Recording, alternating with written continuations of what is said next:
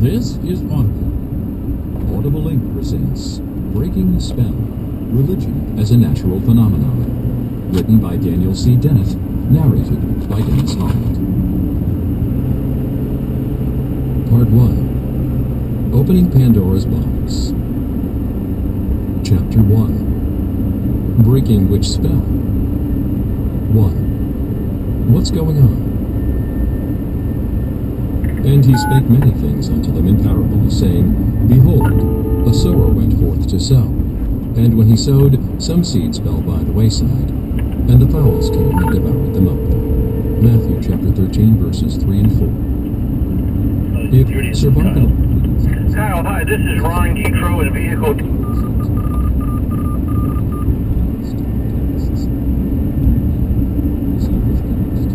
Ron Getro, he said?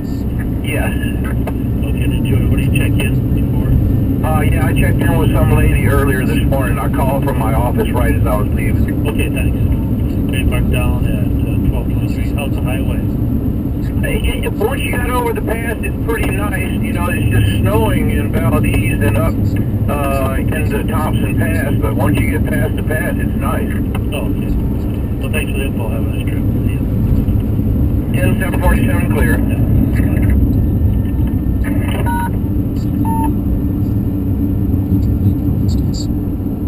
Its brain has been commandeered by a tiny parasite, a lancet fluke, Dicrocetium dendriticum, that needs to get itself into the stomach of a sheep or cow in order to complete its reproductive cycle. This little brainworm is driving the ant into position to benefit its progeny, not the ant's. This is not an isolated phenomenon. Similarly manipulative parasites infect fish and mice, among other species. These hitchhikers cause their hosts to behave in unlikely, even suicidal ways, all for the benefit of the guest, not the host. Does anything like this ever happen with human beings? Yes, indeed. We often find human beings setting aside their personal interests, their health, their chances to have children, and devoting their entire lives to furthering the interests of an idea that has lodged in their brains. The Arabic word Islam means submission, and every good Muslim bears witness, prays 5 times a day, gives alms, fasts during Ramadan, and tries to make the pilgrimage to Hajj.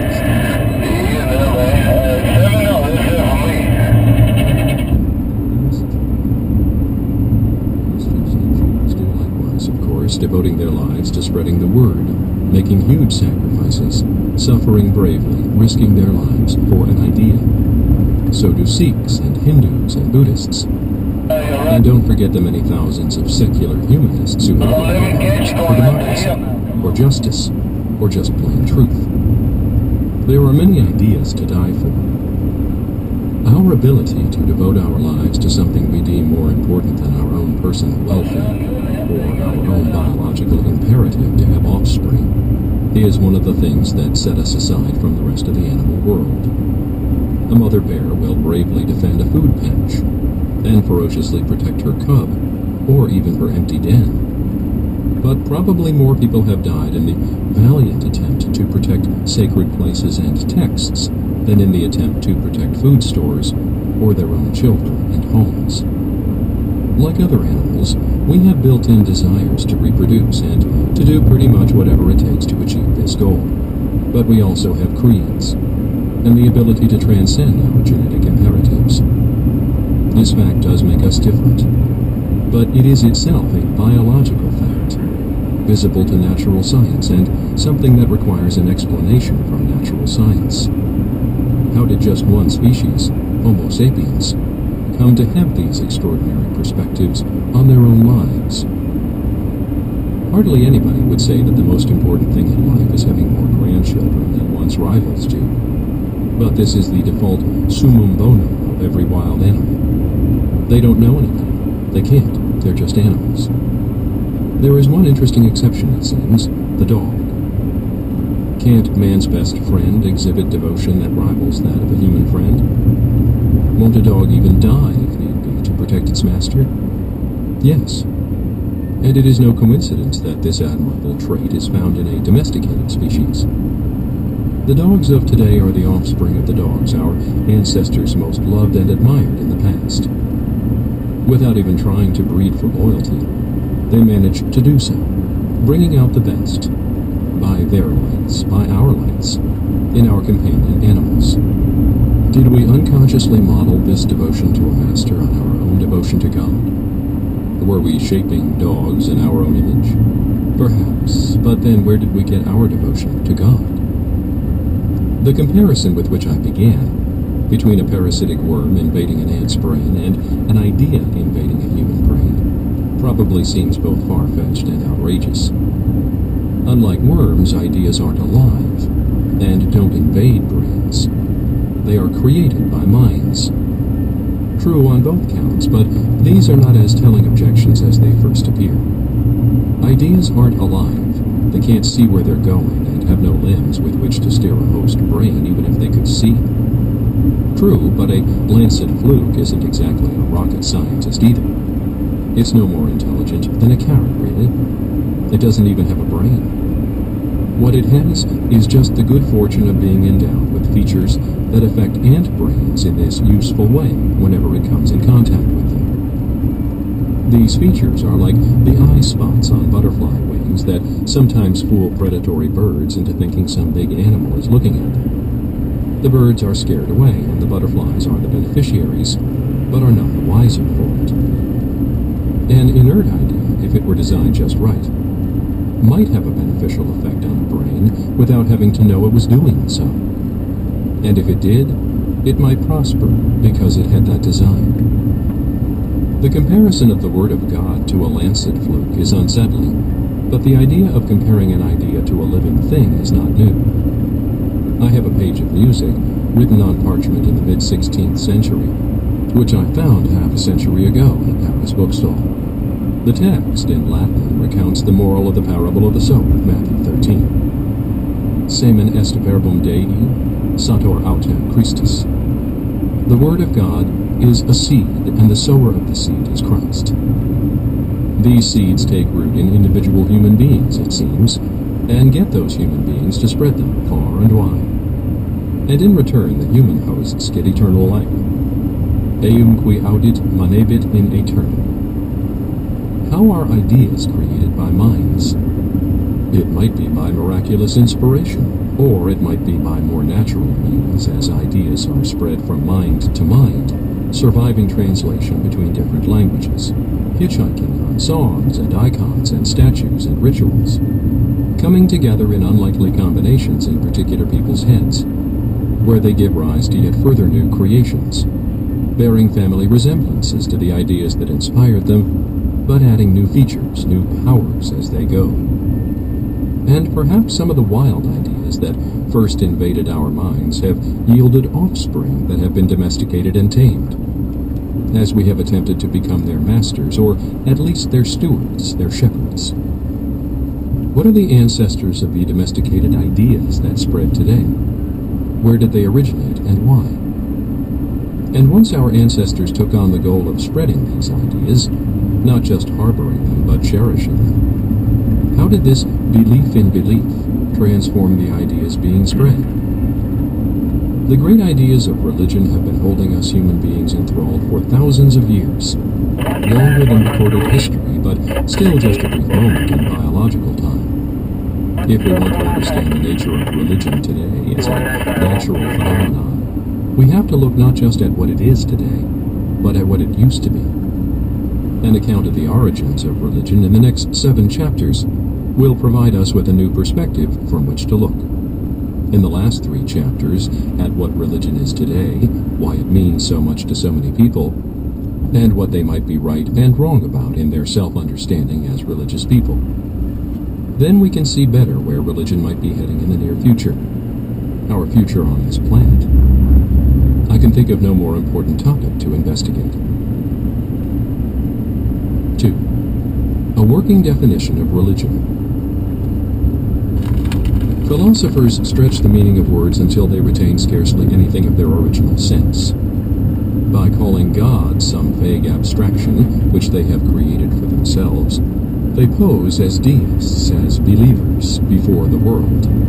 They may even pride themselves on having attained a higher and purer idea of God, although their God is nothing but an insubstantial shadow, and no longer the mighty personality of religious doctrine. Sigmund Freud, The Future of an Illusion. How do I define religion? It doesn't matter just how I define it, since I plan to examine and discuss the neighboring phenomena that probably aren't religions: spirituality, commitment to secular organizations, fanatical devotion to ethnic groups, or sports teams, superstition. So wherever I draw the line, I will be going over the line in any case. As you will see, what we usually call religions are composed of a variety of quite different phenomena, arising from different circumstances and having different implications, forming a loose family of phenomena, not a natural kind like a chemical element or species. What is the essence of religion? This question should be considered askance. Even if there is a deep and important affinity between many or even most of the world's religions, there are sure to be variants that share some typical features, while lacking one or another essential feature. As evolutionary biology advanced during the last century, we gradually came to appreciate the deep reasons for grouping living things the way we do. Sponges are animals. The birds are more closely related to dinosaurs than frogs are. And new surprises are still being discovered every year. So we should expect, and tolerate, some difficulty in arriving at a counterexample-proof definition of something as diverse and complex as religion. Sharks and dolphins look very much alike and behave in many similar ways, but they are not the same sort of thing at all. Perhaps, once we understand the whole field better, we will see that Buddhism and Islam, for all their similarities, deserve to be considered 2 entirely different species of cultural phenomena. We can start with common sense and tradition and consider them both to be religions, but we shouldn't blind ourselves to the prospect that our initial sorting may have to be adjusted as we learn more. Why is suckling one's young more fundamental fundamental than living in the ocean? Why is having a backbone more fundamental than having wings? It may be obvious now, but it wasn't obvious at the dawn of biology. In the United Kingdom, the law regarding cruelty to animals draws an important moral line at whether the animal is a vertebrate. As far as the law is concerned, you may do what you like to a live worm or fly or shrimp, but not to a live bird or frog or mouse. It's a pretty good place to draw the line, but laws can be amended, and this one was. Cephalopods, octopus, squid, cuttlefish were recently made honorary vertebrates, in fact, because they, unlike their close mollusk cousins, the clams and oysters, have such strikingly sophisticated nervous systems. This seems to me a wise political adjustment, since the similarities that mattered to the law and morality didn't line up perfectly with the deep principles of biology. We may find that drawing a boundary between religion and its nearest neighbors among cultural phenomena is beset with similar but more vexing problems. For instance, since the law, in the United States at least, singles out religions for special status, declaring something that has been regarded as a religion to be really something else is bound to be of more than academic interest to those involved. Wicca, witchcraft, and other New Age phenomena have been championed as religions by their adherents precisely in order to elevate them to the legal and social status that religions have traditionally enjoyed. And, coming from the other direction, there are those who have claimed that evolutionary biology is really just another religion, and hence its doctrines have no place in the public school curriculum. Legal protection, honor, prestige, and a traditional exemption from certain sorts of analysis and criticism. A great deal hinges on how we define religion. How should I handle this delicate issue? Tentatively, I propose to define religions as social systems whose participants avow belief in a supernatural agent or agents whose approval is to be sought. This is, of course, a circuitous way of articulating the idea that a religion without God or gods is like a vertebrate without a backbone. Some of the reasons for this roundabout language are fairly obvious. Others will emerge over time. And the definition is subject to revision. A place to start, not something carved in stone to be defended to the death. According to this definition, a devout Elvis Presley fan club is not religion. Because, although the members may, in a fairly obvious sense, worship Elvis, he is not deemed by them to be literally supernatural, but just to have been a particularly superb human being. And if some fan clubs decide that Elvis is truly immortal and divine, then they are indeed on the way to starting a new religion. A supernatural agent need not be very anthropomorphic. The Old Testament Jehovah is definitely a sort of divine man, not a woman, who sees with eyes and hears with ears, and talks and acts in real time. God waited to see what Job would do, and then he spoke to him. Many contemporary Christians, Jews, and Muslims insist that God, or Allah, being omniscient, has no need for anything like sense organs, and being eternal does not act in real time. This is puzzling, since many of them continue to pray to God, to hope that God will answer their prayers tomorrow, to express gratitude to God for creating the universe, and to use such locutions as what God intends us to do and God have mercy, acts that seem to be in flat contradiction to their insistence that their God is not at all anthropomorphic. According to a long-standing tradition, this tension between God as agent and God as eternal and immutable being is one of those things that are simply beyond human comprehension, and it would be foolish and arrogant to try to understand it. That is as it may be, and this topic will be carefully treated later in the book. But we cannot proceed with my definition of religion, or any other definition really, until we, tentatively, pending further illumination, get a little clearer about the spectrum of views that are discernible through this pious fog of modest incomprehension. We need to seek further interpretation before we can decide how to classify the doctrines these people espouse. For some people, prayer is not literally talking to God, but rather a symbolic activity, a way of talking to oneself about one's deepest concerns expressed metaphorically. It is rather like beginning a diary entry with Dear Diary.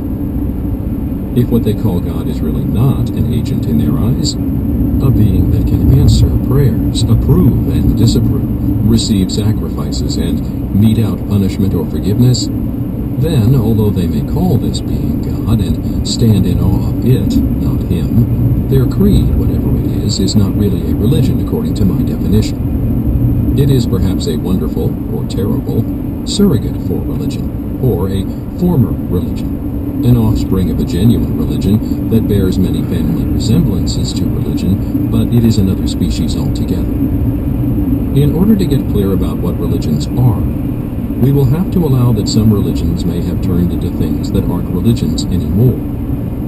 This has certainly happened to particular practices and traditions that used to be parts of genuine religions. The rituals of Halloween are no longer religious rituals, at least in America. The people who go to great effort and expense to participate in them are not thereby practicing religion, even though their activities can be placed in a clear line of dissent from religious practices. Belief in Santa Claus has also lost its status as a religious belief. For others, prayer really is talking to God, who, not which, really does listen and forgive.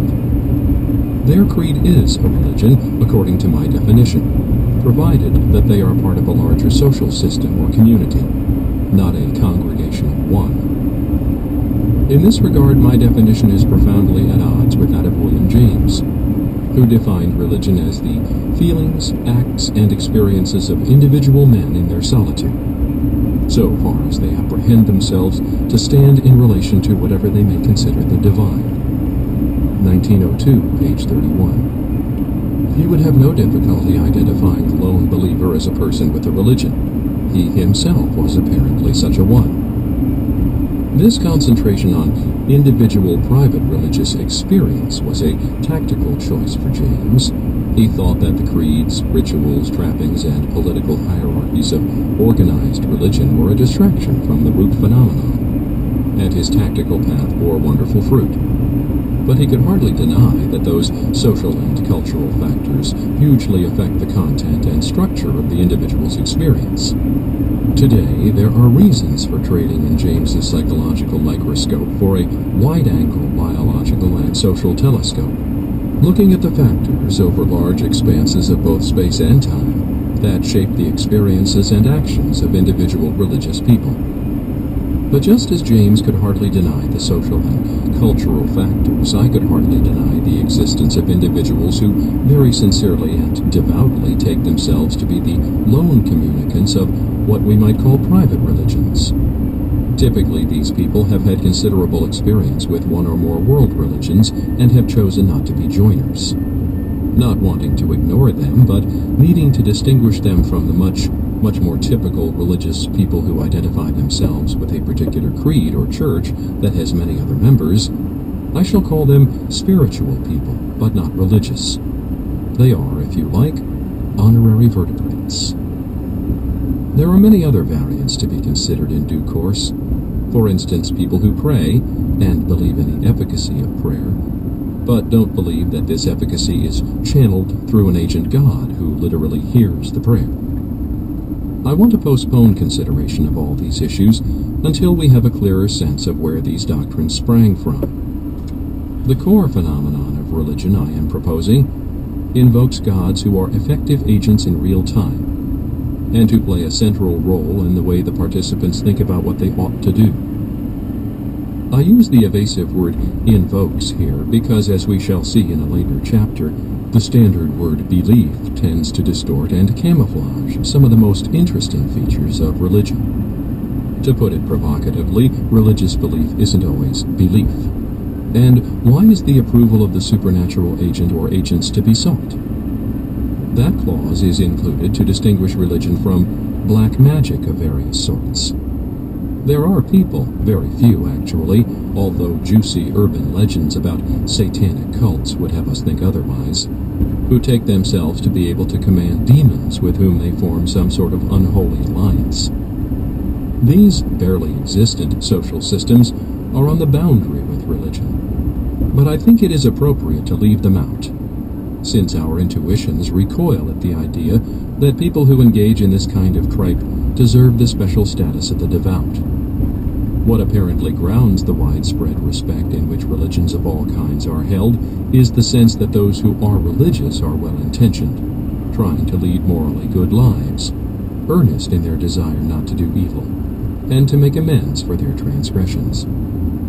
Somebody who is both so selfish and so gullible as to try to make a pact with evil supernatural agents in order to get his way in the world lives in a comic book world of superstition and deserves no such respect.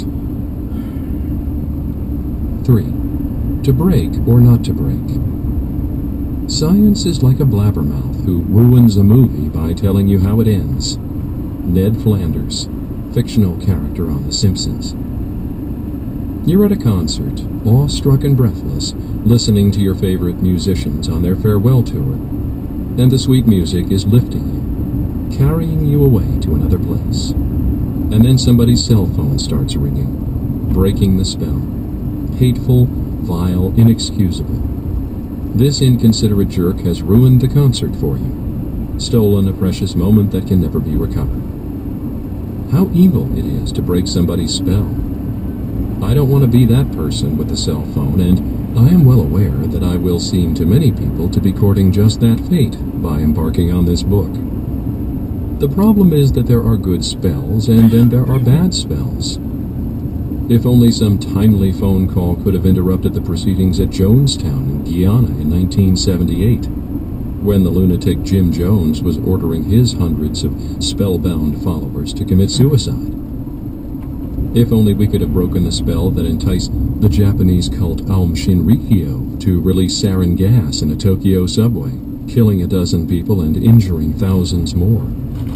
If only we could figure out some way today to break the spell that lures thousands of poor young Muslim boys into fanatical madrasas where they are prepared for a life of murderous martyrdom instead of being taught about the modern world, about democracy and history and science. If only we could break the spell that convinces some of our fellow citizens that they are commanded by God to bomb abortion clinics. Religious cults and political fanatics are not the only casters of evil spells today. Think of the people who are addicted to drugs or gambling or alcohol or child pornography. They need all the help they can get, and I doubt if anybody is inclined to throw a protective mantle around these entranced ones and admonish, "Shh, don't break the spell."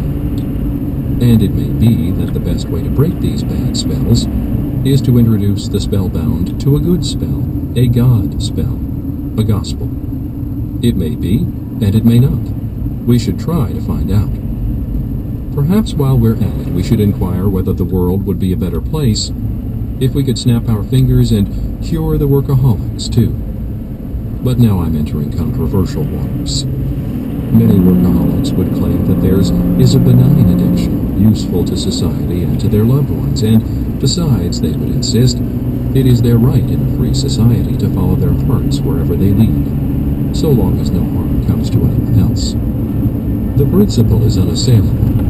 We others have no right to intrude on their private practices, so long as we can be quite sure that they are not injuring others. But it is getting harder and harder to be sure about when this is the case. People make themselves dependent on many things. Some think they cannot live without daily newspapers and a free press, whereas others think they cannot live without cigarettes. Some think a life without music would not be worth living, and others think a life without religion would not be worth living. Are these addictions? Or are these genuine needs that we should strive to preserve at almost any cost? Eventually we must arrive at questions about ultimate values, and no factual investigation could answer them.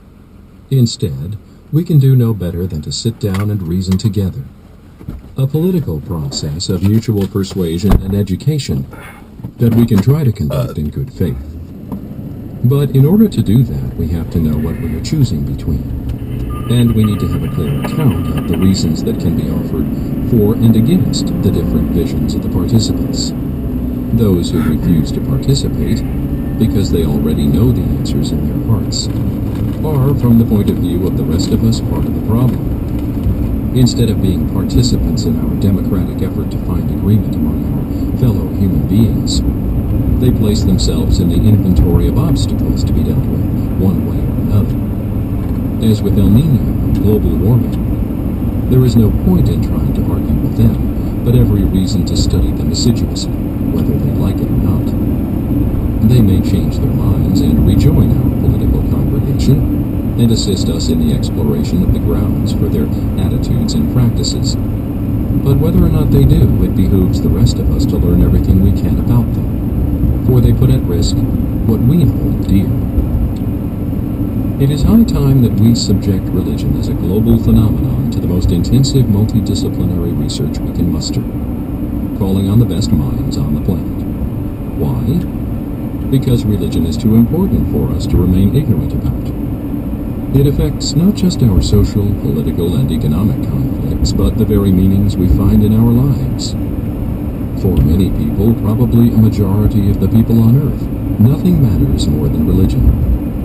For this very reason, it is imperative that we learn as much as we can about it. That, in a nutshell, is the argument of this book. Wouldn't such an exhaustive and invasive examination damage the phenomenon itself? Mightn't it break the spell? That is a good question, and I don't know the answer. Nobody knows the answer. That is why I raise the question, to explore it carefully now, so that we, 1, don't rush headlong into inquiries we would all be much better off not undertaking, and yet, 2, don't hide facts from ourselves that could guide us to better lives for all. The people on this planet confront a terrible array of problems. Poverty, hunger, disease, oppression, the violence of war and crime, and many more. And in the 21st century, we have unparalleled powers for doing something about all these problems. But what shall we do? Good intentions are not enough. If we learned anything in the 20th century, we learned this, for we made some colossal mistakes with the best of intentions. In the early decades of the century, communism seemed to many millions of thoughtful, well-intentioned people to be a beautiful and even obvious solution to the terrible unfairness that all can see. But they were wrong. An obscenely costly mistake. Prohibition also seemed like a good idea at the time, not just to power-hungry prudes intent on imposing their taste on their fellow citizens, but to many decent people who could see the terrible toll of alcoholism and figured that nothing short of a total ban would suffice. They were proven wrong, and we still haven't recovered from all the bad effects that well-intentioned policy set in motion. There was a time not so long ago when the idea of keeping blacks and whites in separate communities, with separate facilities, seemed to many sincere people to be a reasonable solution to pressing problems of interracial strife. It took the civil rights movement in the United States and the painful and humiliating experience of apartheid and its eventual dismantling in South Africa to show how wrong those well-intentioned people were to have ever believed this. Shame on them, you may say. They should have known better. That is my point. We can come to know better if we try our best to find out, and we have no excuse for not trying. Or do we? Are some topics off limits no matter what the consequences? Today, billions of people pray for peace, and I wouldn't be surprised if most of them believe with all their hearts that the best path to follow to peace throughout the world is a path that runs through their particular religious institution, whether it is Christianity, Judaism, Islam, Hinduism, Buddhism, or any of hundreds of other systems of religion. Indeed, many people think that the best hope for humankind is that we can bring together all of the religions of the world in a mutually respectful conversation and ultimate agreement on how to treat one another. They may be right, but they don't know. The fervor of their belief is no substitute for good, hard evidence, and the evidence in favor of this beautiful hope